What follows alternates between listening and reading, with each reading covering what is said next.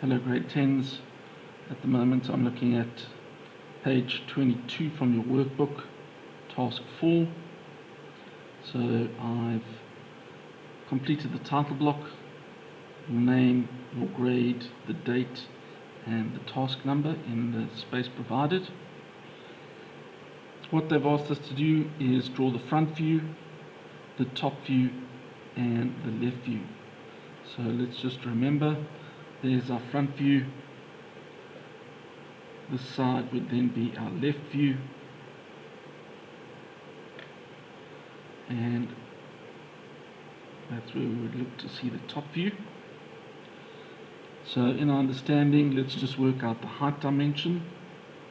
So the height is 7 blocks. Our length dimension is also 7 blocks. And the width dimension is also 7 blocks. Next, I'm going to just divide my page in half to find the start point, and then start with the most important view, the front view. Remember the positioning of our views. Front view is the most important. When we see the top view, we've got to look down from the front view, and we shine a torch on that, making the top view at the bottom of the shape. For the left view, we come to the left hand side, shine a torch from the left hand side. Where does the shadow go? It comes here on the right, and that would be the left view. So that's the most important thing to understand about the projectioning in first angle, is the position where the views need to go. I've marked off the length dimensions, and I'm now going to draw them in.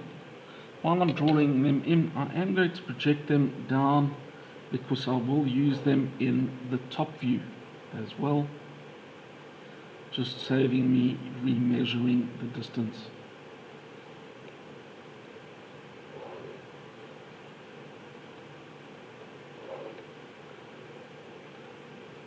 Next, I'm going to mark off the different height measurements that I'm going to need.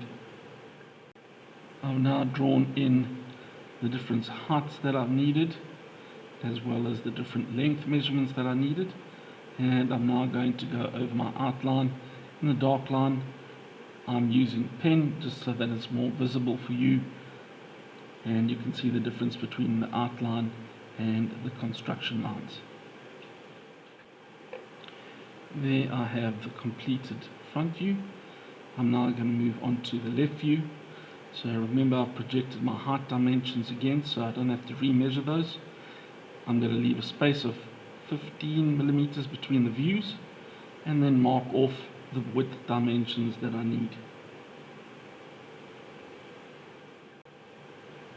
Here are the width dimensions marked off, and I'm ready now to go over the outline of my shape. There is the completed view of the left view. My next step is to do the top view. Remember, I've projected my length dimensions down. If you wanted to, project a 45-degree line, and you can take your width dimensions from your left view down to the 45-degree line and across. It would be the same way as marking off the width dimensions here. I've now finished off marking the width dimensions, and I've drawn those width dimensions in, and I'm now going to go over the outline in pen, so that'll give you what your final shape needs to look like.